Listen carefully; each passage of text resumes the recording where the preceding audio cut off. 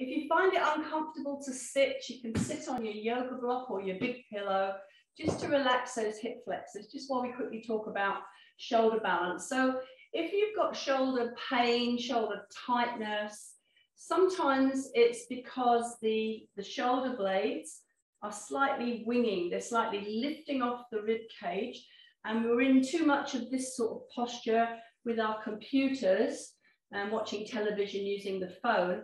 And so what happens is the muscles are under the collarbones, the minor pectoral muscles get over shortened, over tightened, and then the muscles under the shoulder blades and in the side of the rib cage, they get quite weak. So a quick fix just before we even start to work on the strength in the back of the shoulders is just to get 2 fingers and just come under the collarbone and just do a bit of a friction rub. So these muscles are called subclavius and pec minor, and they can get really short and tight. They pull our shoulders forward. They lift up the shoulder blades off the rib cage. Everything starts to get very unhappy and out of balance. So you could do that with 2 fingers, or you could do it with knuckles. You could make a fist. And I like the fingers, because if you feel under the collarbone, you can actually feel there's some really sore, tender spots there. So these are trigger points. Okay. So even just, a couple of seconds of just rubbing here. The knuckles are really good. You can feel how pec minor is really, really quite tight. We all spend a bit too much time in this hunched over posture. So try the other side, 2 fingers right underneath the collarbone. So you're sort of butting up underneath the bone. Not quite from the middle, but just out from the middle, and work your way along. You might notice one side feels a little bit worse than the other. So for me, I'm right-handed, and it's definitely a little bit more tender on this side. So I'm obviously using this hand in the garden more and doing a whole load of stuff. So maybe a fist, a bit of a friction rub. It's a really quick fix, but it just helps to relax those short, tight muscles. You could do both at the same time. So I want you to just think, stay on the right side, just think about where the collarbone is, where the center of your collarbone is, and then move just 1 centimeter out from that center line. And then I want you to come down. If you make a sort of a flat hand, where your little finger is, that's trigger point 1, I found it straight away, for pec minor. So maybe you're going to use 2 fingers and do a little bit of so when you're using fingers, they're very bendy and you don't want to strain the fingers. Or maybe you could do a thumb. Thumbs are a little bit stronger. The thumb's also a little bit more painful. You could use a knuckle, but I don't recommend that, it's pretty sore. So you're just doing little circles, either with your thumb or with 2 fingers. Just see how that goes. Okay, and then if you were to make another hand from there, the second trigger point, so it's just off that center line, is about a hand, so it's 2 hands down. Just move your fingers around, you'll find it, it's pretty sore. So the small chest muscles, they sort of come down like fingers of a hand, and they reach to the ribs. So these are the 2 major ones, the one, just here, and the one here. So if I do that with my fingers, you've got trigger point 1, trigger point 2. So you could almost do them both at the same time. It depends how sore they are. So these are muscles, just trigger points, just to keep an eye on, because they're going to continually tighten up. If you have a day in the garden or you're sitting at the computer, they're going to get fired up again. Okay. So go to the other side. You've got the middle of the collarbone. You're going to go 1 centimeter out from the middle. So you're just slightly out from the midline of the chest. And then you're going to make a span with your hand, and where your little finger is, that's pretty much, just move around, you'll find it. So it's usually quite a nasty, irritated trigger point, this one. So 2 fingers are better than 1, because you don't want to bend those finger joints too much. You can just determine how much pressure. So I'm making circles. Okay, if it's really painful, for me this one's pretty painful, you'd work the peripheral area of your trigger. So it's not a trigger point class today, it's just much more beneficial to release the triggers before you do the strength work, and then you're going to get much better result. So make a spanned hand again, and where your little finger is, so for girls it's just above your bra line, just slightly off that midline, and again there's your second one.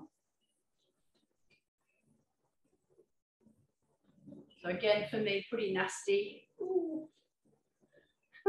Take some deep breaths. Remember, you should be thinking happy thoughts, even if it's painful, just so that your body relaxes and allows you to do this. So thumbs, a little bit more pressure, but the thumbs are a little bit less bendy than fingers. You want to get really aggressive, you just press and hold. Take some deep breaths.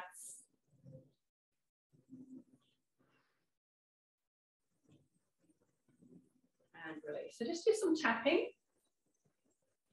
Another one that's going to give you quite a lot of tightness is if you've got your breastbone, so breastbone top to bottom, about halfway down the breastbone, on the joint of the breastbone where the ribs come into the breastbone, in the middle, there's your major trigger point for sternalis, which is your chest muscles in the middle. So you'll find it because it's pretty sore. So think about the breastbone, it's sort of an oval shape, and the ribs connect into it, and there's all sort of joints all the way through. You're right in the middle of the breastbone, and usually between two ribs, you'll find a little indentation. Oh, this one's sore. Just take some deep, deep breaths. So this one will radiate pain into the heart area, into the middle of the chest. This also affects your breathing a little bit. Any of the pectoral triggers will affect your breathing. So I'm using a finger with my thumb on top of it and just applying some firm pressure. Try and breathe through it. If it's uncomfortable, just take some really deep breaths. So then come to the other side. So you're right in the middle. Find the indentation between two ribs. Find the point that's really sore. There's trigger points all the way along the breastbone, but this middle one is the master.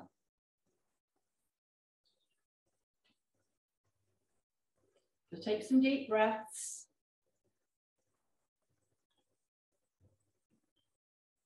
So often these muscles are short and tight, but the muscles under the shoulder blade and in the side of the rib cage are quite weak. And so you need to bring that strength back. And a nice way to do that is using Feldenkrais Method. So a press up is a good way to strengthen the shoulder girdle, but this is just a little bit more, so just do some shoulder rolls. So you should be a little bit more open in the front of the body now. So the way we build shoulder strength is in the first 2 years of our life, we build shoulder strength in crawling. So the Feldenkrais method takes the crawling movement and slows it right down, and it's surprisingly effective. You've got your hands under your shoulders, your knees under your hips. You could do this on fists if you don't like the work of the wrist. And you're going to take your right arm and your left knee, and you're very slowly moving forward. So that means your left shoulder's working quite hard. Take about 5 seconds to move into that forward position. And then move back again in about 5 seconds. 1, 2, 3, 4, 5, and go behind. So you're moving forward. 1, 2, 3, 4, 5. You're moving backwards. 1, 2, 3, 4, 5. Again, 1, 2, 3, 4, 5. So this exercise doesn't work if you do it quickly, because your body will figure out how to use other muscles. 1, 2, 3, 4, 5. So you can feel your shoulder now is actually starting to work. 1, 2, 3, 4, 5. 1, 2, 3, 4, 5. We're just going to do 5, but in Feldenkrais, they reckon about 15 is a good way to start to build real strength and stability. into the muscles of the shoulder girdle. So now we're going to do the opposite. We're going to take the left arm forward and the right knee forward. 1, 2, 3, 4, 5, and back. 2, 3, 4, 5. So the knee goes slightly behind as you come back. 1, 2, 3, 4, 5. You're doing it slow enough that it's uncomfortable to do it. 1, 2, 3, 4, 5. 1, 2, 3, 4, 5. Back. 2, 3, 4, 5. One more. 1, 2, 3, 4, 5. And back. 2, 3, 4, 5. Come back into your 4-point kneeling and just sit down for a minute, do some wrist curls. So I can feel my shoulders got a really nice workout in that, but very gentle, very safe. So the second exercise you're going to do to strengthen your shoulder girdles, hands under shoulders, knees under hips, is you're going to bring your, I'll make it my left knee, your left knee as far forward as you can between the thumbs. And then you're going to sit into the hip on the left side. So as you do that, your shoulder works really hard. You're going to stay there, so the shoulder's working the whole time. You're getting a nice spine stretch, and your pelvis and your low back is getting quite a good stretch. And then you slowly come back up. 1, 2, 3, 4, 5. So we do that again. 1, 2, 3, 4, 5. Stay there for 5. 1, 2, 3, 5, and up. 2, 3, 4, 5. And we do that again. 1, 2, 3, 4, 5. So you're really trying to work that shoulder as you drop. Stay there for 5, still working. Working really hard to come back up. So one last time. 1, 2, 3, 4, 5. Stay there for 5.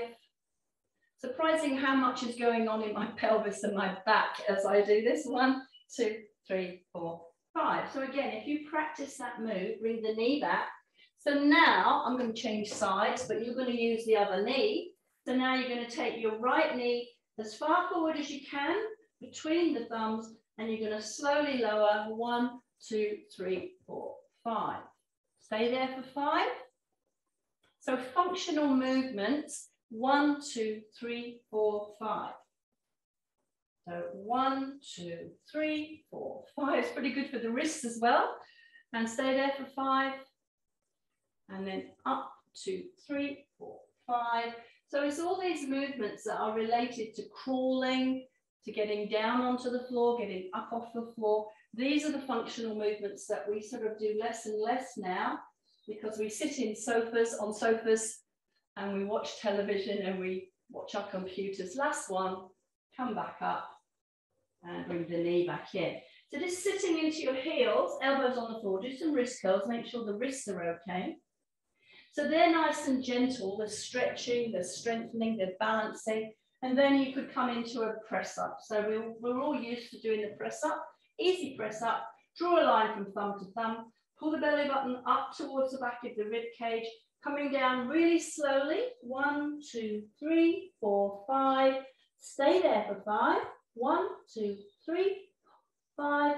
Coming up. 1, 2, 3, 4, 5. So if you do anything slowly, it suddenly becomes quite torturous and quite hard. Pull the belly to the back of the ribs. 1, 2, 3, 4, 5. So really working those muscles under the rib, under the shoulder blades, at the sides of the rib cage. 1, 2, 3, 4, 5. 1, 2, 3, 4, 5. Doing it slow does make it safer because it gives your shoulders, elbows, wrists plenty of time to organize and stabilize. 1, 2, 3, 4, 5. Holding. Up, 2, 3, 4, 5. So just doing 5 of those is quite a workout, and you know, in Feldenkrais they say do up to 15. Not every day, but maybe just once a week. So coming into sitting. Rollbacks. So we're going to tuck our ribs under in the front. I can feel my shoulders are very much awake now. Just a half roll back, pull the belly up under the ribs and come back up. Do a bit of an up stretch. Feel like your shoulder blades are sliding down your ribs. So come back into the middle position, rounding away. Pull the belly up under the ribs. Come back in. Hands on shins, up stretch. And again, so rounding away. Pull the belly up under the ribs, deepen the belly, come back up. Do your up stretch. So start to stretch it out, and we're going to do the counting. So remember, when you count, you're breathing properly and you're helping yourself through that mid-range where it's quite difficult. So it gets difficult about T11, T12, L1. So we're going to go 1, 2, 3, 4, 5, 6, 7, 8. Arms overhead. Float the arms, bring the chin up into tuck. 1, 2, 3, 4, 5, 6, 7, 8. So it's in the middle of the count that it gets difficult. 1, 2, 3, 4, 5, 6, 7, 8. Bring the arms forward, float the head. 1, 2, 3, 4, 5, 6, 7, 8. So usually when we get stuck, it's because we hold our breath, and that just relaxes the muscles, destabilizes the back, relaxes the abs. So 1, 2, 3, 4, 5, 6, 7, 8, and back. 2, 3, 4, 5, 6, 7, 8, and we'll stay there. Well done. So bring your feet into hip space. Hands on the pelvis. Nice level pelvis, hollow in the small of the back. And we're just going to drop the belly button into the floor and tilt the pubic bone up towards the ceiling. Tuck the tailbone under, anterior, posterior tilt, anterior tilt to the front. So belly button forward, anterior, belly button backwards, posterior tilt. So you're just going between those two. You're lifting the belly button, drop the tailbone. You're dropping the belly button, you're tucking the tailbone. Just close your eyes as you do that and just feel what's happening in your spine. Feel how the rest of your body is relating to that movement. So you'll feel movement in your ribs. You'll feel movement in your neck. You can almost feel your eyes stretching as well. Everything is reacting to this tilting movement. Come back into level and now drop your right ASIS down towards the floor and lift your left ASIS towards the ceiling. Try and keep your leg bones pointing to the ceiling. Come back to level. So drop your left ASIS, the bone at the front of your pelvis, lift your right. So it's a bit like a seesaw. Try and keep your knees pointing upwards. Come back to level. So you're going to get a really nice stretch in your hips. Right hip down, left hip up. Femurs, leg bones, don't move. Come back into level. Left hip down, right hip up. Okay, come back into level. So again, right hip down, left hip up. Nice stretch. Come back into level. Last time, left hip down, right hip up. Come back into level. So now you're going to drop your right hip, ASIS, down towards your right foot, and you're going to let your left hip lift up towards your left shoulder. Come back to level. Do that again. Right hip down into what we call 7 o'clock, and the left hip up towards 1 o'clock. So it's a diagonal movement. So you're dropping down into 1 o'clock, lifting up at 7, dropping down into 7 o'clock, lifting up at 1. It's an interesting movement to make for your back. Drop the left hip down to 1 o'clock, right hip up to 7. Come back into level. Try it in its opposite diagonal. You're going to take your left hip down to 5 o'clock. That's quite a strong one for me. And then your right hip down to 11 o'clock. And the left hip comes up. So left hip down to 5, right hip up at 11. Left hip down at 11, right hip up at 5. So it's getting easier for me. The first one wasn't very nice, but now things are starting to relax. So down at 5, up at 11. One more, down at 11, up at 5. So it's just interesting movements for the pelvis, interesting movements for the leg bones in the hips. Come back into a level pelvis and see if you could make a circular movement with your pelvis. So imagine there's a ball, your pelvis is like a clock, you're rolling the ball around all the numbers in the clock face. So you can do that slow or you can do it quite fast. So this is called a Feldenkrais Clock, and it articulates your spine and your pelvis and your femurs and just gives all of them a really good stretch. So see now if you could go in the opposite direction. So I'm guessing that you're going anti-clockwise now.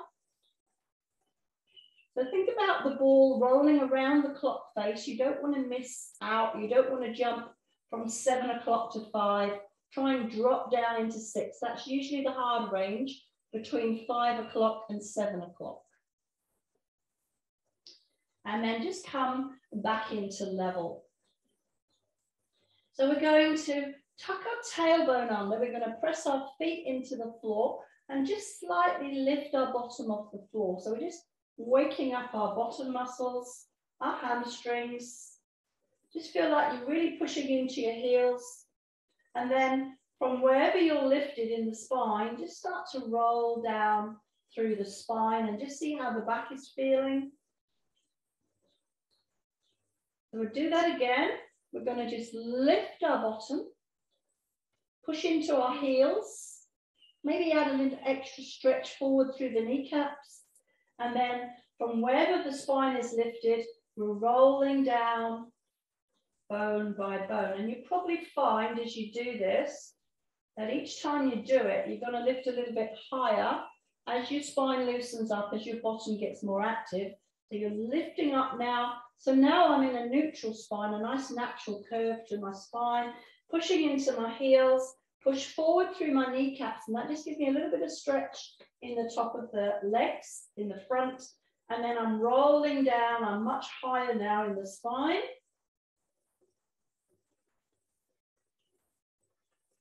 That's lovely. So now we're going to lift up, and this time we're going to lift into neutral, but then we're going to lift a little bit higher and just feel the stretch at the front of our hips, our pelvis.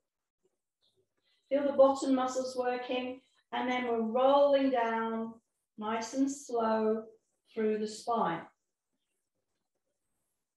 So one of my favorite forms of bridging is to lift up into neutral, put the hands at the front of the pelvis, and we're going to drop our right hip, the right side of our bottom to touch the floor and lift back up. And we're going to do 5 more on that same side. So the right hip drops. So as we do this, you can feel the femur in the left side turning slightly inwards, just stretching the hip and come back up. So you drop that right hip, just stay there long enough to feel the stretch in your hip and come back up. So you're dropping, feel the stretch and come back up. And last one, dropping, come back in. Just getting to quite a nice unusual range inside the ball socket of the hip. So it means the whole hip is getting stretched, is getting massaged. So now try dropping your left hip and now feel the stretch in the right femur where it comes into the pelvis, and then come back to level. Do it nice and slow. Give your body time to organize and stabilize, and come back up, dropping that left hip, feel the stretch, and come back up, dropping again. So by about 5, we're going to do 1 more. You start to notice this is work. The muscles are working really hard around the hip. Come back into level. So now we're going to do 10 alternating. Right hip down and come back into level. Left hip down and come back into level. Right hip down. Try and keep your knees pointing forward. Left hip down. Come back to level. So this is 5, and I'm really noticing now that my muscles are working. Left hip down, 6. Come back into level. 7. My bottom's starting to let me know it's working as well. 8. Come back down. Last time right. Come back up. Last time left. Come back up. Lift up into a higher position. Just stretch those muscles you've been working. And then roll down through the spine. Lovely. So bring the knees in. My bottom knees are stretched now. So you pull your shins in. Just give your glutes a bit of a stretch. You do a little bit of a side-to-side wiggle. And then gently bring your head up into your knees. Just give yourself a stretch. Slowly down with the head. Take the feet down to the floor. So we're going to do the 100, and we're going to do the 100 in the table position. So abs engaged, and we're going to float the knees one at a time, feet together, knees at the width of your body, and you're taking your hands forward. And we're going to do 30 with the head down. Breathing in, 2, 3, 4, 5. Deepen the belly, 2, 3, 4, 10. Breathe in through the nose, 2, 3, 4, 5. Deepen the belly, 2, 3, 4, 20. Feel your shoulder blades sliding down towards your sit bones. Breathing in, 2, 3, 4, 5. Deepen the belly, 2, 3, 4, 30. Float the head. You could support the head with one hand if you want to, but make sure you change the hands every now and again. Breathing in, 2, 3, 4, 5. Deepen the belly, 2, 3, 4, 40. Pull the belly button to the back of the ribs, 2, 3, 4, 5. Breathing out, 2, 3, 4, 50. Breathing in, 2, 3, 4, 5. Deepen the belly, 2, 3, 4, 60. And then we're going to extend the legs to the ceiling or slightly out, whichever feels right. You could have your knees bent if you're tight in your hamstrings. Breathing in, 2, 3, 4, 5. Deepen the belly, 2, 3, 4, 70. Breathing in, 2, 3, 4, 5. Deepen the belly, 2, 3, 4, 80. You could come into table if you need a rest. Breathing in, 2, 3, 4, 5. Deepen the belly, 2, 3, 4, 90. Last time. Breathing in, 2, 3, 4, 5. Deepen the belly, 2, 3, 4, 100. And hug your shins. Bring your head into your knees and give yourself a little stretch. Slowly take the head down. Slowly take the feet down. Take the hands out to the side, in line with your shoulders. Bring your knees together. If you've got a pillow or a yoga block, put it between the knees, and that will just keep you very connected, very active through your deep core. So you're going to just slowly roll the knees towards the right. Looking at the ceiling. And then as you come back, try and come back from your rib cage. So you're coming back through the shoulder, shoulder blade, through the ribs, through the waist muscles, and draw the knees up at the very last minute. Do it to the right, knees roll to the right. Try and breathe into the left side of your rib cage so that you're really aware of it, and then you're coming down through the left shoulder blade, the rib cage, the waist, and the legs come up last in reaction to the rib cage. So we'll try that again to the left. So you take the knees to the left. You're going to look to the right. You're going to breathe into the right side of your rib cage, expand. And as you breathe out, try and imagine that you're drawing the right side of your rib cage into the floor, connecting with your waist muscles to pull the legs back into center. Bring the head back to center. So knees to the right, head to the left. Breathe into the left side of the rib cage, and then you're drawing down through the left side of the rib cage. You're connecting with your waist in the left to draw the legs back into center. Bring the head back into center. See if you could manage that in a lifted position. If it's too much, you stay on the floor. So knees to the left, head to the right. Don't go too far. Breathe into the right side of your rib cage. And then as you breathe out, draw the right side of your rib cage back towards the floor. Connect with your waist. Bring the knees and the nose back to center. Knees to the right, head to the left. Breathe into the left side of your rib cage. Expand. As you breathe out, draw the left side of your rib cage into the floor. Draw the waist into the floor. Draw the legs and the nose back into center. One last time. Breathe in, knees left, head right. Breathe into the right side. Expand as widely as you can. As you breathe out, contract your abs, draw your ribs, draw your obliques back through to the floor and bring the knees into center. Last time, breathing in, knees to the right, head to the left. Breathe into the left side. Expand. As you breathe out, contract, roll down through the left side of your rib cage. Bring your head and your knees to center and just hug. You take the yoga block away. Hug the knees, bring the head into center. Slowly down. So take the feet to the floor. And we're going to just float the right knee. Slide the left leg down. And we're going to do knee circles. So we're going to do 3 in each direction, keeping the box of your body nice and still. So this is 2. Pressing the straight leg into the floor. 3. Reverse direction. 1. See how big a circle you can make, keeping the box of your body nice and still. 2. And 3. Put your hands out to the side. Now you're going to roll the knee in a circle, but you're going to let your pelvis, your spine, and your ribs move with the legs. So a moving version. 3 in each direction. So the knee rolls, the pelvis rolls, the spine, and the rib cage follow.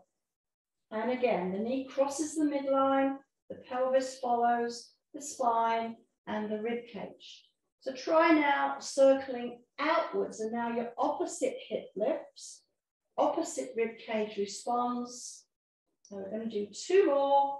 Do it slow enough that you can feel the stretch, but you feel safe in the movement. Around, come back in, and when you're into center, just hug your knee, bring your head into center, lift your elbows, pull your belly button up under the ribs, just take a breath, and slowly, gently down. So interesting to compare the moving knee circle with the non-moving knee circle. So they both do very different things. So hug the knees, take the feet back to the floor. So we'll repeat to the other side, level pelvis, float the left knee, slide your right leg down. You're using your right leg as a bit of an anchor. So we're going to do the non-moving version first, go across the midline, make your circle, keeping the box of your body nice and still. So for me, left leg is a little bit more challenging. I've got to work a bit harder at keeping the box of my body nice and still. I'm also a little bit stiff in this hip. So now you're going to go the other way. So I mentioned my problems in the hope that it might resonate with you, with some of your issues. So you accommodate the differences in your body. This is 2, 1 more, this is 3. So then we went arms out for a little bit of help, and now we're moving across the midline. As the knee crosses the midline, the pelvis follows, the spine follows, the ribs follow. You're pressing your straight leg into the floor. So it might be a bigger circle. Make sure the stretch feels really nice in the body. So this version is going to stretch your myofascia a lot more. And now we're going to fall outwards. And as the knee falls out, the opposite hip lifts and follows. Opposite rib cage follows. It's also going to work your abs in a different way. So it's still ab work, but it's slightly different from the non-moving version. Bring the knee into center, hug the shins, bring the head into the center, lift the elbows, pull the belly up under the ribs, take a breath, slowly down. So just a really good way to get all that movement within the body. Come back into feet, hip space, and we're going to level pelvis. We're going to float the knees one at a time. And then we're going to float the arms. And we're going to just see if we could slowly, got our knees together, our feet together. We're going to slowly lower the feet. We're not going to quite go to the floor, just to where we feel the abs. And then we're coming in and we're going past the level pelvis to bringing our knees in towards our chest. Don't go too far. Don't get the neck involved. So you've got your leg bones pointing to the ceiling, abs engaged. You're lowering slowly until you feel the abs become very active. We're not trying to touch the floor. We come back into the middle position and then we draw the pelvis up into the ribs. So it's not the knees coming in, it's the pelvis coming in. Come back into your middle position. Slowly lower the feet. Almost touch the floor. You'll find that you will actually get to the floor once you've woken up those deep core muscles. Draw the knees towards your face, pelvis into rib cage.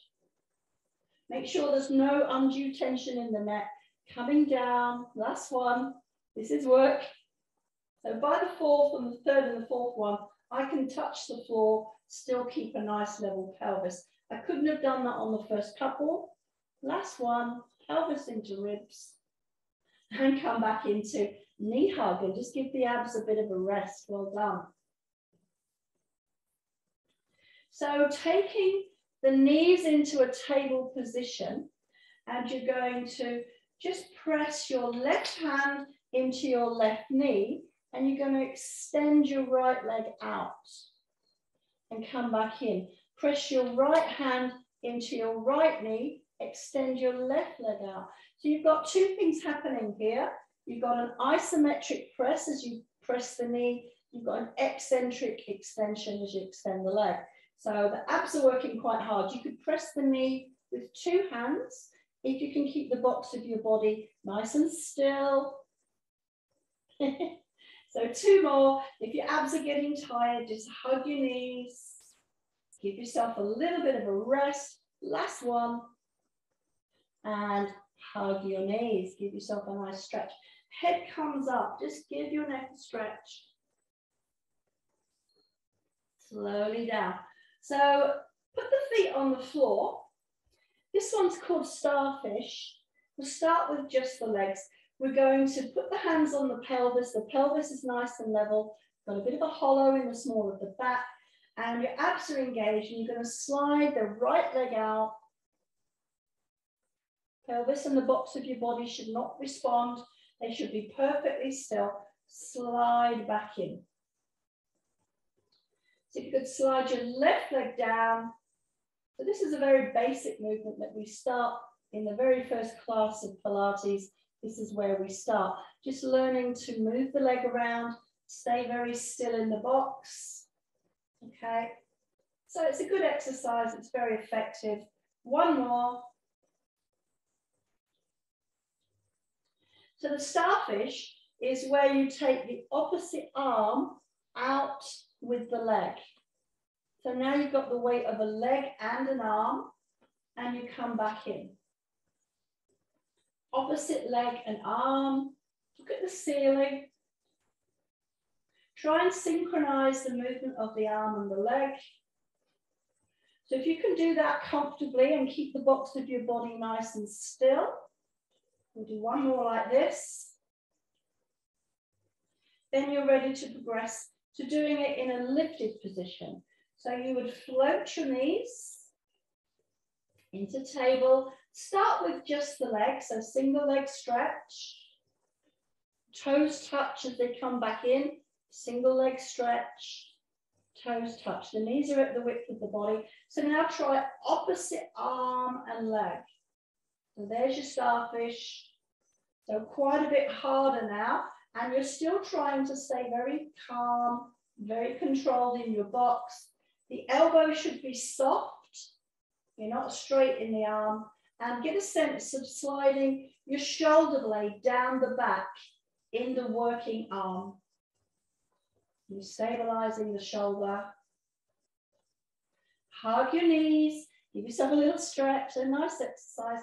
Bring the nose into center. So we could progress that again. Put the feet on the floor for a minute so you get a little rest for your back. When you're ready, you're going to float the knees. All we need to do is just take 2 arms out with the legs. So the right leg goes out 2 arms and do a bit of a circle to come back. Left leg goes out, circle to come back. Right arm, right leg, both arms, and circle. Left leg. So arms are heavy, just like legs are. So they're working your core. Last time, left leg. So some nice shoulder work in there, nice ab work. Just bring your head into your knees. Stretch. Slowly down, head down, and take the feet down. So this one is an unusual range for the hip to make and the pelvis to make. So it's not going to be a big movement, but you're going to put your hands at the front of your pelvis. You're going to float your right leg. You're going to extend the leg. And then really keep an eye on your pelvis. Keep it very still. See how far out you could move to the side. Come back in. So the leg goes out in line with the shoulder and the hip, and then it moves out to the side. And you come back in. 2 more. So this really challenges your core. Don't go beyond the point where your pelvis starts to shift or your rib cage starts to shift. It's quite an unusual range to take. And then hug the knee. And we might just give ourselves a bit of a hamstring stretch after that, just to so we can have a bit of a break. So as you push the heel to the ceiling, drop the sit bone into the floor, press into the hands with the back of the knee. Lovely. So same thing on the other side, might be a completely different story. Hold your pelvis steady, abs engaged, float the leg, extend the leg. We're not really in turnout, and we're just going to move the leg outwards and come back in. So I can feel I get a shift quite quickly on this side, so I can't go quite so far. Do it slow so you can feel how your body is reacting to this. Come back in. Last one. Come back in. Hug the knee. So we just did 4. Hamstring stretch. Push the heel to the ceiling. Push the knee into the hands. Drop the sit bone into the floor.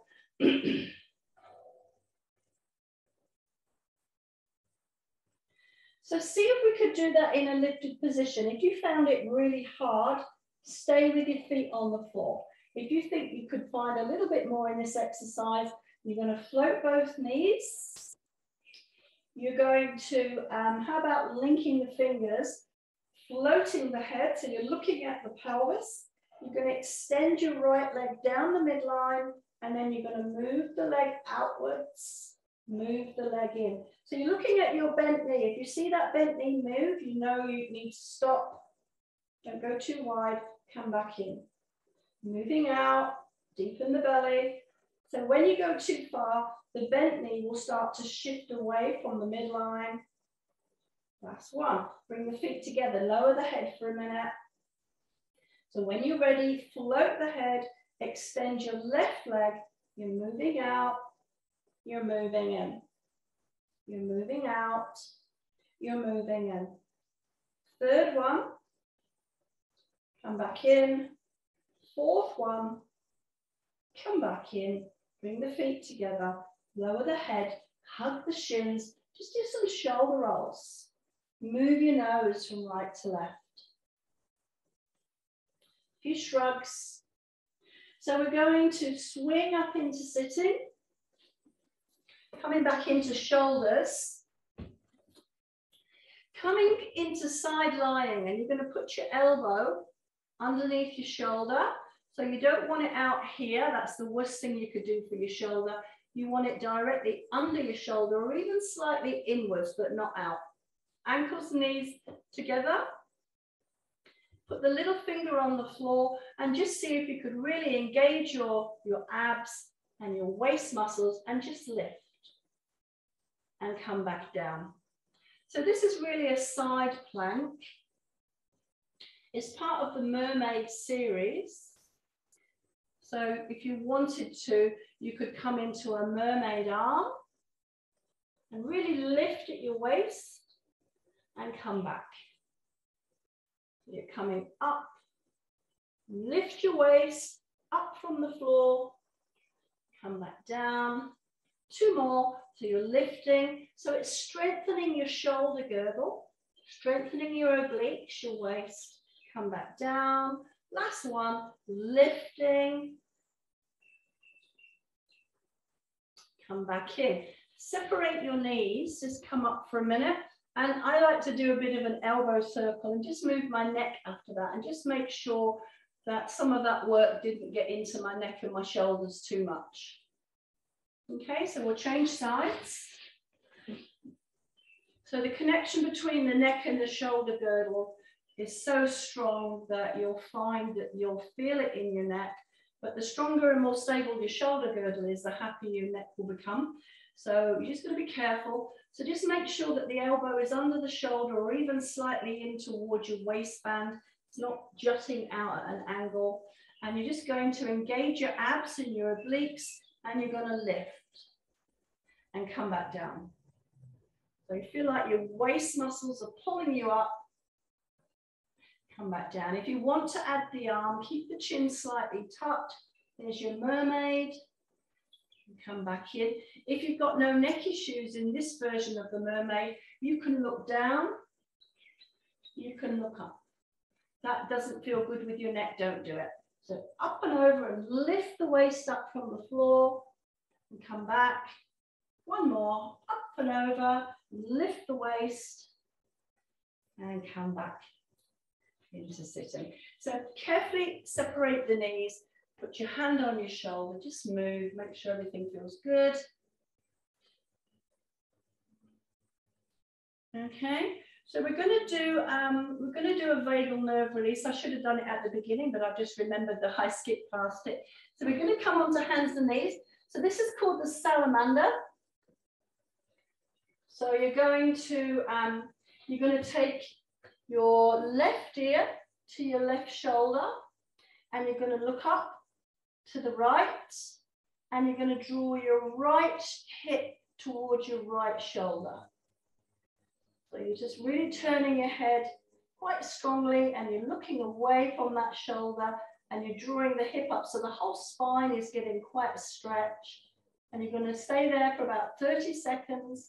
You're looking for your sigh, for your swallow, for your yawn. So both eyes looking up at the ceiling. Feel the stretch in the spine, in the rib cage as you draw that right hip up towards your right shoulder. We do 10 and 9 and 8 and 7 and 6 and 5 and 4 and 3 and 2 and 1, and just gently bring everything back into center. So I'm going to change sides. So you get to see me pulling faces. So now you're going to take your right ear to your right shoulder. You're going to look up to the left, and you're going to draw your left hip towards your left shoulder. So keep looking up at the ceiling on the left side, right ear to right shoulder. So you can feel there's a strong stretch in the neck. There's a strong stretch in the eyes. Even the spine and the rib cage is stretching. You're breathing normally, but you're waiting for that deeper breath, the yawn, the swallow, the sigh. I've got mine. I always seem to get mine a lot quicker on the left side than I do the right. I've figured out after doing this for some time. Still keep going to 30 seconds. So we do 10 and 9 and 8 and 7 and 6, 5, 4, 3, 2, 1. And gently come back out of it. Just sitting into your heels for a minute. Just move your nose from right to left and just let your neck relax.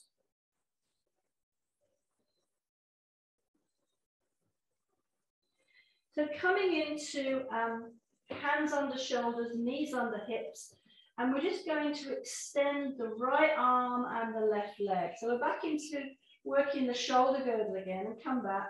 This one actually works everything in the body. Stay with the same side, right arm, left leg. It's much easier for your brain if you don't change sides every time. Come back in. Reaching. And come back in. So you're pulling your belly button to the back of your rib cage. Stretch.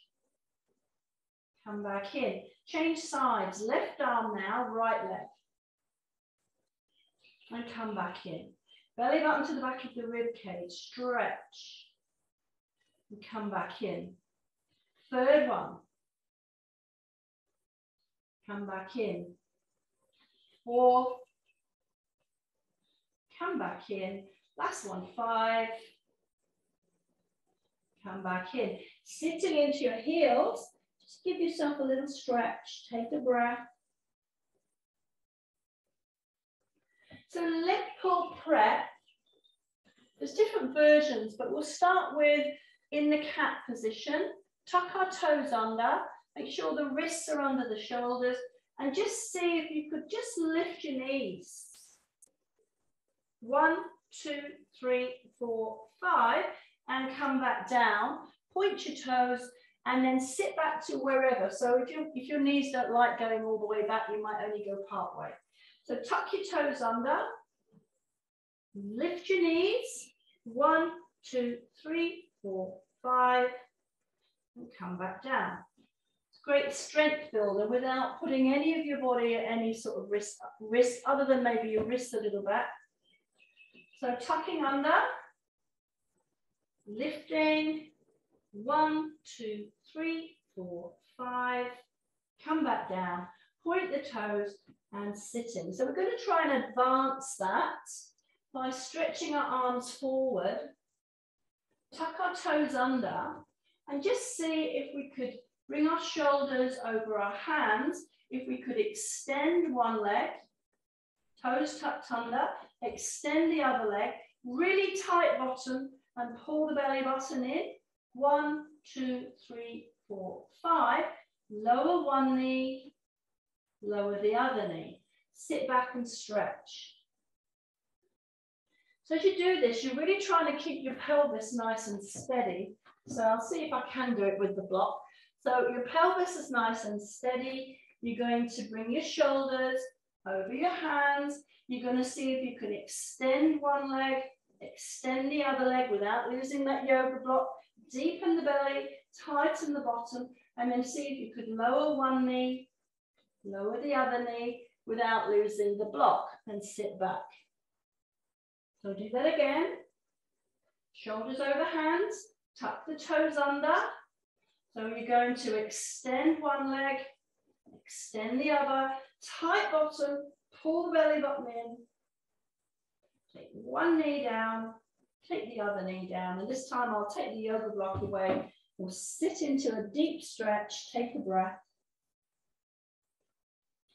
So still focusing on the shoulders, we're going to see now if we could bring the energy into our spine and do a spinal wave all the way up over the hands, and then sit back. Sit into the heels. Spinal wave, so we're lifting through the spine, through the rib cage, weighting ourselves into our hands, and come back into sitting. Spinal waves, a nice exercise for mobility, and then sit back into the heels. So you might be able, depends how strong you are, but you might be able, I'm fighting my fringe here, I'm going to change sides and I'm not looking through my hair. So you might be able to tuck your toes under. You might be able to do that spinal wave into your plank. And then you're going to bend your knees and you're going to come back. So spinal wave up. You extend your legs, you tighten your bottom, you pull your belly button in, and then you bend your knees and you push back. Spinal wave. Tight bottom. Slowly bend the knees. So it's coming back into those functional movements where we're moving around. We're not too conscious about how we get from A to B. The body just organizes itself as you do it. So taking one leg forward. As you do this, you want to keep the width of your hips between the feet. You don't want to be trying to come into like a balancing on a tightrope position. So just learning to bring one leg forward and then bring it back is a really good functional movement. Take the other leg forward and sort of try and stay at the width of your hips. Try and decide, does one side seem a little bit easier? There's a little bit of a lunge here, but not too strong. Just find what you're comfortable with. So you could try taking your hands in front of you for balance. A little bit of a lunge. So be careful if you've got new hips. Don't go too far. And new knees. You might want to put your hand on a chair and just practice it at some levels. If you can't quite unweight the leg and lift the leg to come forward, put a chair at the side of you and practice doing that. And so that you're still using all the same muscles, you're still strengthening. Could you do this with your arms above your head? That's a little bit stronger. More balance, more core. So I'm going to be facing you for this one. This one's called the cowboy. You're going to take one leg forward. You're going to put your hands on your knee, and then you're just going to sort of rock forward and back. So it's sort of called the cowboy pose. Hollywood. But you're just going forward into the knee and back into that hip. Nice and gentle, because it's quite a strong stretch for both the hip and the knee. So for Pauline, who's got new bionic hips and knees, just find your movement in there. It might be very small. Okay, and if you wanted to make this stronger, you take the back foot and you tuck your toes under. So you get even more stretch into the knee, even more stretch into the shin muscles. Okay, so just take the toe down. Try it in the opposite cowboy position. So there's your cowboy.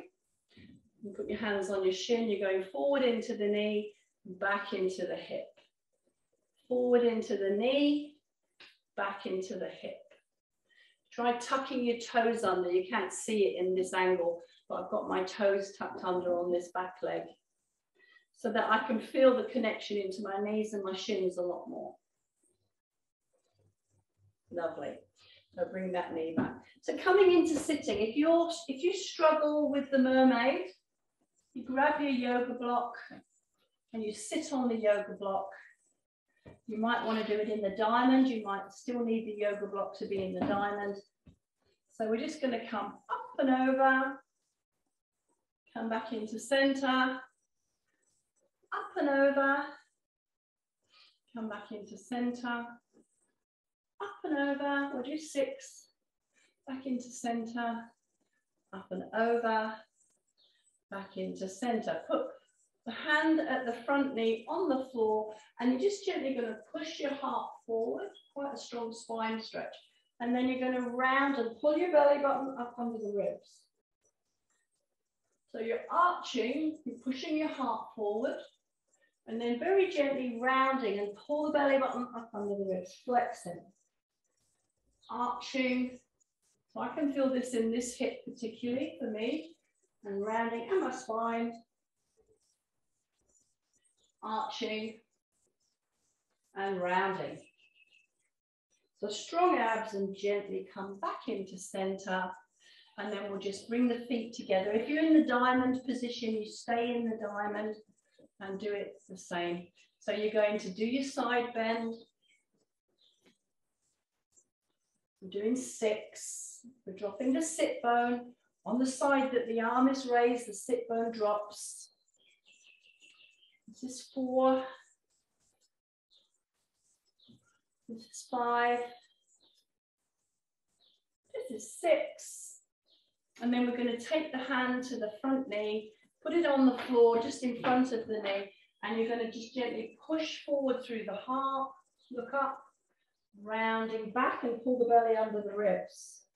So again, different side, different story. So in this side, I don't feel it in the hip, I feel it in my low rib cage. So it's a good one for finding tight places, looking up, rounding, pull the belly up under the ribs, looking forward,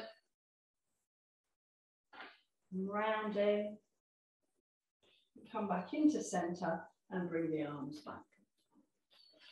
So coming into your diamond or into cross leg, whichever seems best for you. And we're just going to just float the arms, just slide the shoulder blades up the ribs, slide them down, slide them up, slide them down, slide them up. You should feel nice and mobile in your shoulder blades, slide them down. Bring the arms forward, just reach forward, feel the shoulder blades widen, come back into relax, and then draw your shoulder blades together and squeeze them together. Come back into the middle, reaching forward, widening, neutral, closing the shoulder blades and pulling in towards the spine. One more, reaching forward, come back into the middle position, gliding them inwards, come back into the center, into the neutral position. Just roll your shoulders. Just draw them together and draw them back. Draw them together at the front, draw them together at the back. Just take your right ear to your right shoulder. Come back into center, left ear to left shoulder. So we talked about this one yesterday. This movement stretches the 2 vertebrae at the top of the spine, increases the blood supply to the brainstem. So really good for the neck, really good for the brain. And again, and if you wanted to stay in this position and look up, there's your vagal nerve release again. I'm just reminding you, we're not doing it, I'm just reminding you. So right ear to right shoulder, looking away to the other side. And back into center. A few shrugs and you finish. So that was abs, some quite hard ab work and lots for the shoulders.